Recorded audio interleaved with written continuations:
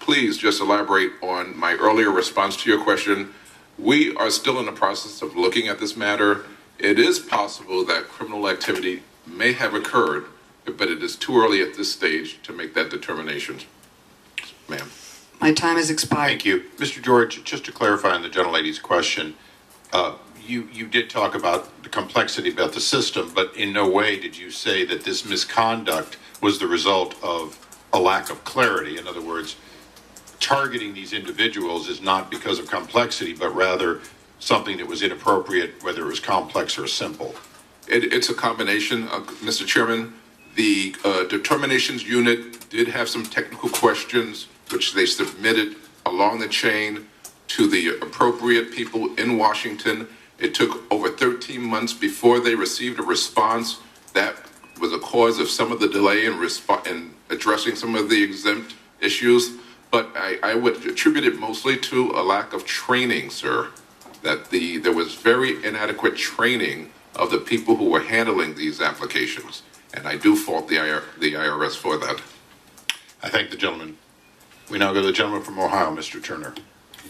Thank you, Mr. Chairman. I appreciate your holding this hearing. There are a number of investigations, congressional, internal IRS, Department of Justice, the IG, all targeting the issue of who knew what, when, who was involved, who directed these targeting actions, and who is complicit. And the answer to all these questions, we will find out. Through all these investigations, we will find out who at the IRS, who, if any, at the White House, and who, for political reasons, targeted conservative groups, Tea Party groups, and constitutional groups. There are those who would have us believe that this was just spontaneous, that this just erupted in the organization, but I don't think anybody believes that. Someone did this. Someone directed this. Someone orchestrated this. And someone was complicit in this. But that's not my focus today. My focus today is wanting to make certain that this never happens again. I was absolutely shocked when Ms. Lerner from the IRS made her statement of, we made mistakes. For that, we apologize. I was shocked. And I think the American people were shocked because they were thinking, that's it? An apology? That the actions of the federal government using its investigative arm to prosecute American citizens based upon their political beliefs and their affiliations, their membership, their activities, and they get an apology? Now, Ms. Lerner has invoked her constitutional rights not to answer our questions about her involvement or the IRS's involvement, ironically, about denying others their constitutional rights. I believe that that should be a crime. Mr. Schulman, it's reported in my community that you and I hail from the same hometown community. So I have a question of you, and it's not about what you knew when, it's about what you know now. Do you believe that the actions of the IRS in targeting individuals based upon their political beliefs represents the values of our hometown community, or our country, or even our democracy? Mr. Schulman? I've read this report, and this use of the criteria used by the IRS was inappropriate. It's something that I'm incredibly sad about. I'm sad that it happened. I'm sad that it's cast a shadow over the rest of the good work of the agency. And you would agree it doesn't represent our democratic values, correct, Mr. Schulman? So far, I mean, look, Mr. Schulman, I didn't. Do you agree that it doesn't represent our democratic values to have the government persecute people based upon their political beliefs?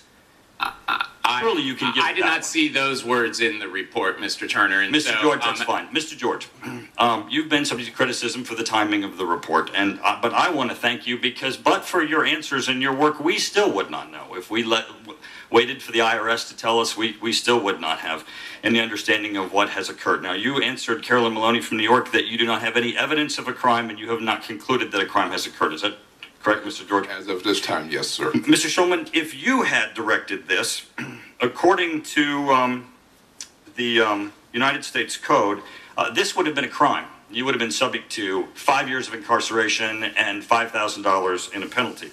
I personally believe that whether this happens from someone under you or by you, it should be the same. I've introduced H.R. 1950 that would make this a crime for anyone in the IRS to target someone based upon their political beliefs or their religious beliefs. We have over 80 co-sponsors. Marco Rubio has entered it into the Senate.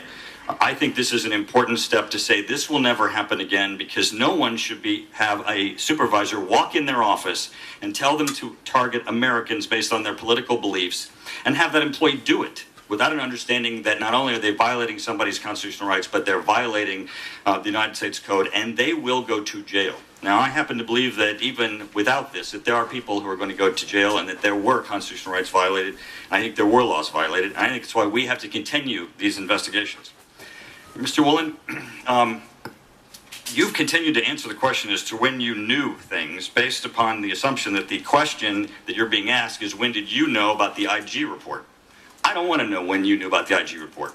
I want to know when you knew that the IRS was targeting people based on their political beliefs and their statements such as Tea Party or constitutionally directed organizations. When did you know what was happening in the IRS? Not when did you know what Mr. George was doing? Congressman, I learned that when Lois Lerner made her public statement, and then subsequently a few days later when the Inspector General released his report, I did not know any of the findings or the details of the substance of what Mr. George looked into in his audit until then.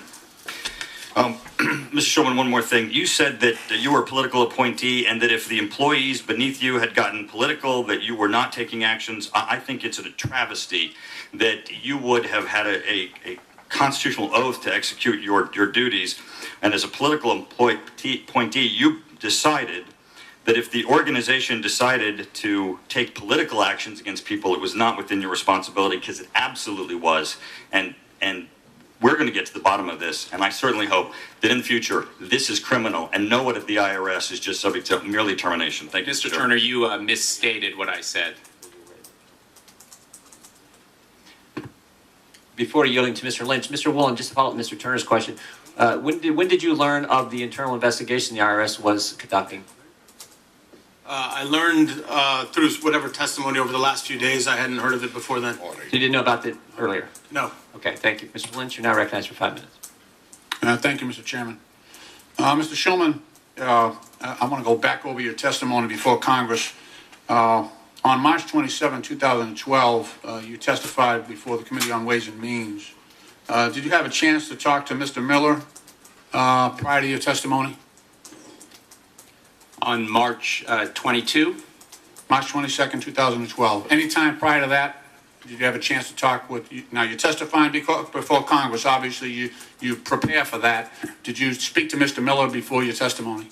To the best of my knowledge, I did. You did, okay. How about Ms. Lerner? Did you speak with Ms. Lerner prior to your testimony? I don't remember speaking with Ms. Lerner before my testimony. Okay. I want to just describe what Chairman Boustany said to you in a dialogue. He said, "We have seen some recent press allegations that the IRS is targeting certain Tea Party groups across the country, requesting what have been described as onerous document requests, delaying approval for tax-exempt status, and that kind of thing.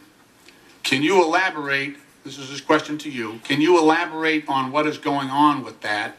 Can you give us assurances that the IRS is not targeting particular groups based on political leanings?" In response to that question, you answered, and this is a quote, "There is absolutely no targeting." Now, what was the basis of your answer? So I had received letters from members of Congress, I believe, too. I know that. You received a lot of them. Excuse me? You received quite a few. On this issue, I believe I had received 2, but I'm not sure of the Okay. number before that testimony. And I said no targeting in the sense, in this, if you read the full testimony, that there's 2 ways for a social welfare group or a 501c4 to start operating. Well, I'm not going to let you use up my time on that. Your answer was, the operative language was, there is absolutely no targeting. What was the basis for that statement? So Obviously, you're the, I can give you my explanation and to the best of my recollection what is in my mind if you'd like me to. Yeah. So I said there was no targeting in the sense that there's two No, ways. you said there's absolutely no targeting. It was more affirmative than that. What I'm getting at is you definitely gave Congress the impression that was absolutely no targeting. Absolutely no targeting. That's what you said. If you give me a minute, I can actually explain this. Well, I only have a short amount of time. If you can explain it quickly. Well, first let me just say, I answered truthfully based on the information I had at the time. That's what I'm getting at. That's what I'm getting at. What was the basis of the information you had at the time? How could you sit there under oath, testify before Congress and say there's absolutely no targeting going on, and put Congress in that position to believe that you're telling the truth? What was the basis of your understanding when you led Congress to believe that there was absolutely no targeting going on? That's what I'm actually trying to say. Okay. So I said there was no targeting in the sense that a 501c4 had two options to operate. They could apply or they could start operating. There's no need to go through this application process. You can be a 501c4, do your business, and file a tax return at the end of the year. I said there was no targeting in the sense that, and from conversations that I had had, that these people had voluntarily come in. And so the question that had been posed to me was, why are they getting all these questions? And I had said that it's normal to have this kind of back and forth. So that was one piece of my understanding. The second is, my understanding at the time was that conservative groups, and this is to the best of my recollection. All right, I want to take back my time. I understand. My understanding was that conservative groups were not the only ones getting these questions. That was my memory. You meant so progressive groups were also being targeted. And finally, I certainly. Wait a minute, I want to back you up on that. Now you're saying that they weren't being targeted because other groups were also being targeted for their political views. Is that what you're saying? No, that's not. Well, that's interesting because that's just what I heard. Well, I'd love to explain it to you, Congressman. Please. My understanding at the time was complaints had come in about letters. I'd had conversations about, are these questions normal? Are these questions legitimate? Are these things we should be asking? At no time, to the best of my memory, was I ever given the impression that these were only being asked of conservative. All right, you've gobbled up most of my time. I just want to close with this. Okay, so after leading Congress to believe that there's absolutely no targeting going on, you learn later on that there's a list. There's a list of people being targeted. After telling Congress that absolutely no one is being targeted, you learn that there's a list of people being targeted. Tea Party, patriots, people who are critical of how the government is being run. And what did you do after that point? You did nothing. You did nothing to straighten out the impression that you had left by your testimony before Congress. Sir, you misled Congress. You misled Congress. Make no question about it. You told us one thing when you learned that our suspicions were true, when you learned that there was a list, you did nothing. You did nothing. You abdicated your responsibility and you allowed Congress to proceed under your prior information that was false, that was untrue. And you never came back. You never notified Congress to say, sir, I gave you the wrong information. I misled you. You never came back to Congress to straighten out that impression. That's inexcusable. It really is. I yield back the balance of my time. Thank the gentleman for his question. Gentleman from Tennessee, Mr. Duncan, is recognized. Thank you very much, Mr. Chairman. It was primarily conservative groups that were targeted, but people of all political persuasions are very upset about this. President Obama said on May 15th, he said it's inexcusable, and Americans are right to be angry about it, and I am angry about it. I will not tolerate this kind of behavior in any agency, but especially in the IRS, given the power that it has and the reach that it has into all of our lives. And as I said earlier, it should not matter what political stripe you're from. The highest official of the ACLU here in this city said that Even the appearance of playing partisan politics with the tax code is about as constitutionally troubling as it gets. With the recent push to grant federal agencies broad new powers to mandate donor disclosure for advocacy groups on both the left and right, there must be clear checks in place to prevent this from ever happening again. Mr. George, will you promise to us or commit to us this time that you will make it a high priority to make sure that something like this never happens again? Sir, I make a commitment to you to do our level best to work with the Internal Revenue Service and others involved to help establish procedures to help identify and avoid this from occurring. I cannot, obviously, sir, control what happens within the approximately 100 All right, thank you. IRS. Mr. Schulman, on March 22nd, 2012, you testified that there was absolutely no targeting when asked this by Congressman Bustani at the Ways and Means hearing, and that's been covered several times already this morning.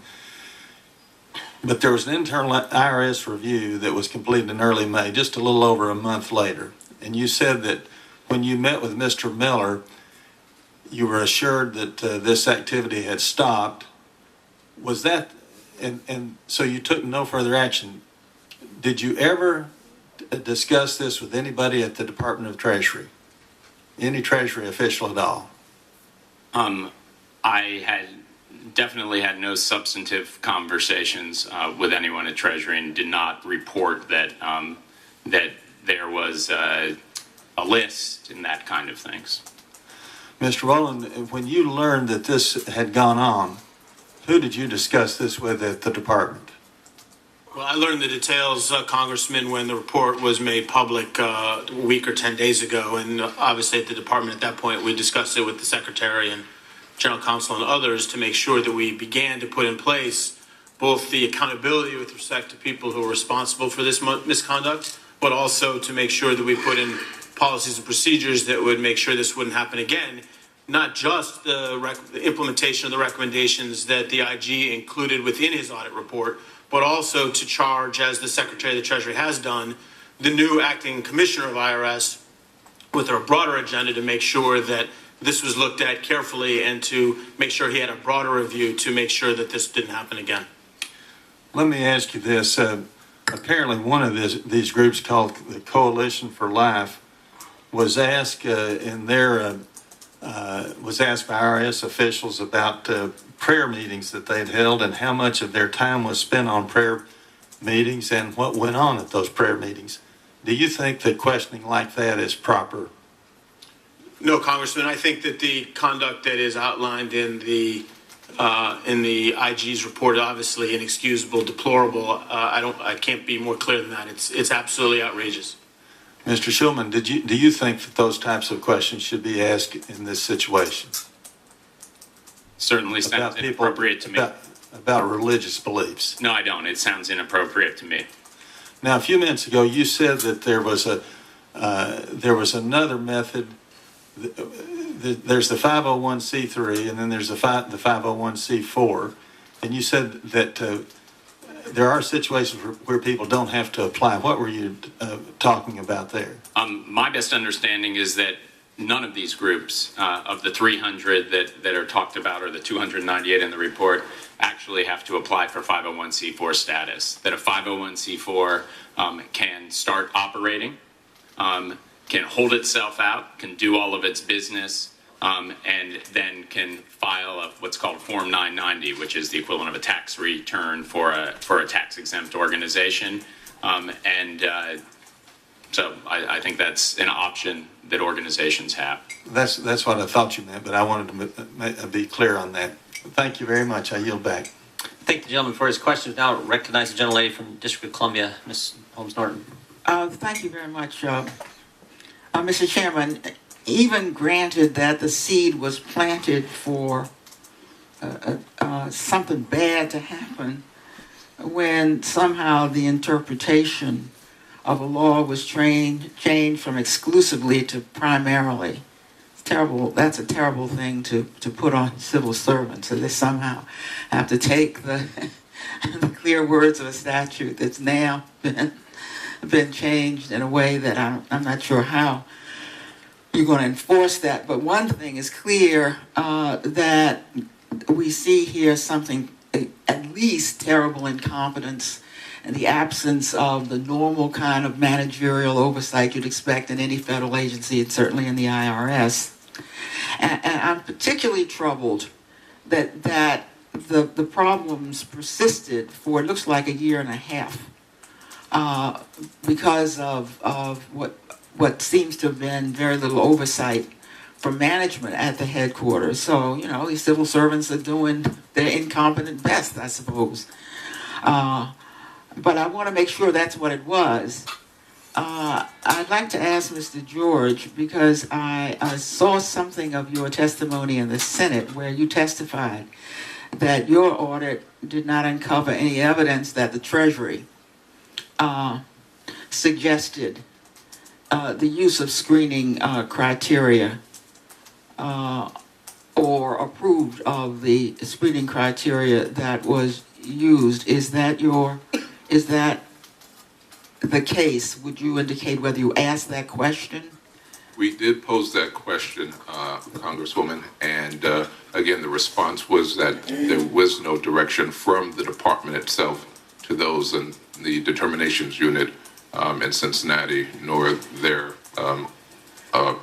affiliate office in Washington. Well, I ask these questions because the incompetence and the terrible handling of this, which has shaken confidence in the IRS, is bad enough, but it would be far worse if there were any evidence that there was outside influence outside the IRS. And did you find any evidence that anyone in the White House in particular suggested that the IRS target conservative organizations, or that they played any role whatsoever in selecting the criteria? No, Mrs.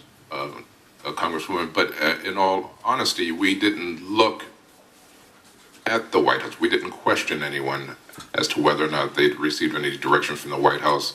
And So that specific question was not asked? That's correct. In the investigation which continues, do you intend to ask that question? And again, if I may, and again, this may seem like semantics, I want to be clear, at this stage, it is an audit still. And so... well, it was an audit then, but you asked questions that... Yes, but again, and even there, it was an... Well, I'm asking you in the continuing audit, do you intend to ask that question?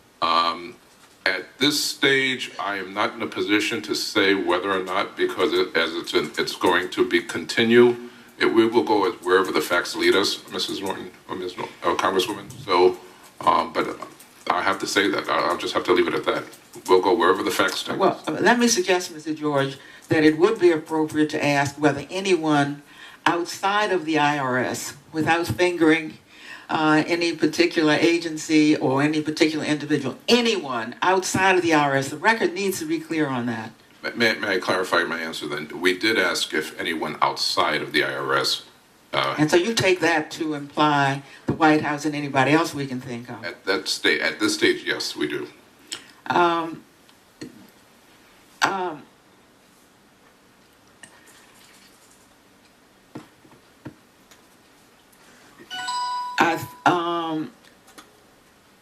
I guess it's Mr. Warren I ought to ask, the Deputy Secretary. Did you yourself ever suggest, or did you yourself ever propose that IRS personnel use screening criteria of any kind to target conservative organizations? Absolutely not, Congresswoman. Or other organizations? Absolutely not, Congresswoman. Did you order, indeed, did you approve the inappropriate screening criteria used by the IRS personnel in Cincinnati, Ohio? I did not, Congresswoman. Well, Mr. Chairman, I very much think the committee is pursuing the appropriate investigation, and believe that before it is all over, if we get direct answers from all those involved, we will know what needs to be done next. And I do want to say, Mr. Chairman, that whatever we do, the difference between exclusively and primarily has to be clarified so that I think there is proper direction from the Congress so that the IRS can in turn give the proper direction. Thank you very much. Thank you. Mr. Schulman, you've testified yesterday and today, and you said last spring you had a partial set of facts. You didn't have the full story, didn't fully understand what took place until you read the Inspector General's report. Is that accurate? That sounds accurate. All right. In the 2 years that this targeting was taking place, did any member of Congress contact you, excuse me, write you about this particular subject? Did you get any letters from Congress? Yes. All right. You know how many? I do not. We got some information from you all yesterday, a list of correspondence regarding 501c4s, and we counted them up. 132 different members of Congress contacted you over the appropriate time period. Did you read any of those letters? The letters that I remember about this set of facts around. No, did you read any of them? General started coming in February of 2012. Well, this is from the IRS. We got 132 members of Congress contacted you about 501c4 status. You ever read newspaper articles about this issue and the time period that in question, Mr. Schulman? To the best of my knowledge, yes. You know how many news stories, hazard a guess, took place in the time period that we're focused on? I wouldn't guess. You have your staff, and we in our office, we have like a Google alert. If my name comes up, they find out what the press is saying about me, and they let me know. Do you have that when you were at the IRS? You have like a Google alert when stories about the IRS or Doug Schulman come up? Did they let you know about those stories? IRS has press clippings that I saw on a regular basis when I was. Would you hazard a guess about how many major news stories took place in this time period that is in question when the targeting was going on? 40, you said you know? No, I wouldn't. 42. We just did a quick search. 42 major news stories. So here's what everyone wants to know. You got 132 members of the United States Congress contacting you about this issue. 42 major news stories about this issue in the time period in question, and you never checked it out. You never researched it.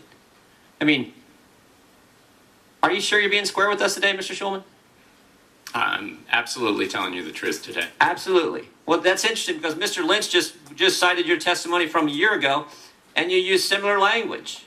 When in front of the Ways and Means Committee, can you give us assurances that the IRS is not targeting particular groups? Thanks for bringing this up because I think there's been a lot of press about this. There was, we found out, and a lot of moving information, so I appreciate the opportunity to clarify.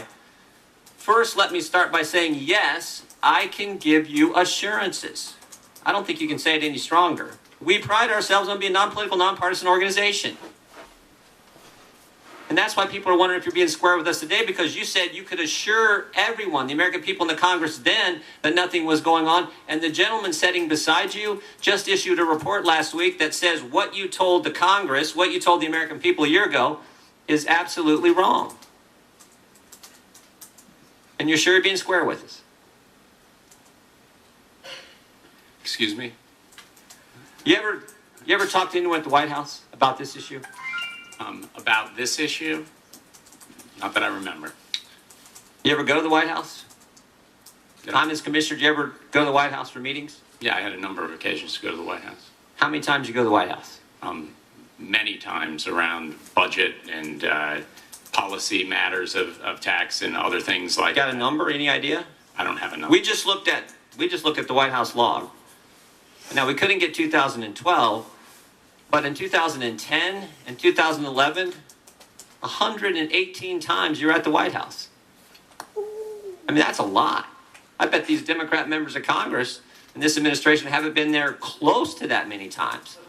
118 times you were at the White House, 132 members of Congress contact you about this information, 42 major news stories about this very subject, and you told Congress a year ago, I can give you assurances, nothing is going on. Everything's wonderful. We're not targeting conservative groups. I mean, that's why the American people they're like, this is unbelievable. You sure you didn't talk to anyone at the White House about this issue, Mr. Schulman? About singling out conservative groups for special scrutiny? Well, that's what we're talking about, isn't I'm it? absolutely sure I did not talk to anyone. 118 at visits. the- It didn't come up in a casual conversation after 132 members of Congress contacted you about it. You sure you didn't bring it up with anybody at the White House? Not to my memory, and it wouldn't be appropriate. And so I certainly believe I did not have any conversations.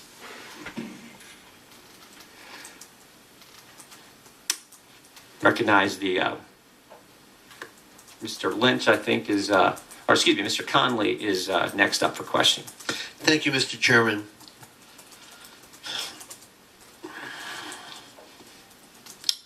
Mr. Schulman, you were appointed by President Bush when? I was nominated in 2007, confirmed in 2008. And you served until? November 2012. So you served both in the last year of the Bush administration and through the first term of the Obama administration, is that correct? Correct.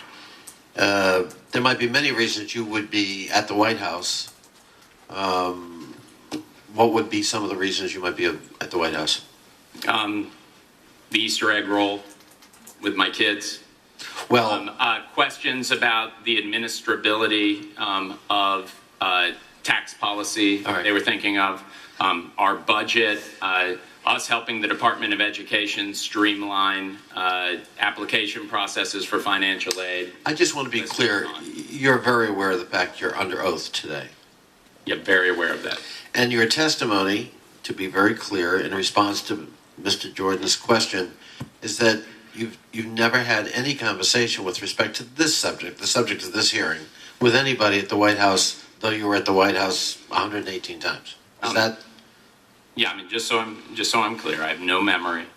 Would have been appropriate, would not have been appropriate to have a conversation with the White House, with anyone at the White House, about the subject of discriminating against conservative groups in any part of our operation. And let me be real clear about that, because you answered a series of interrogatories from the ranking member, Mr. Cummings, a little earlier.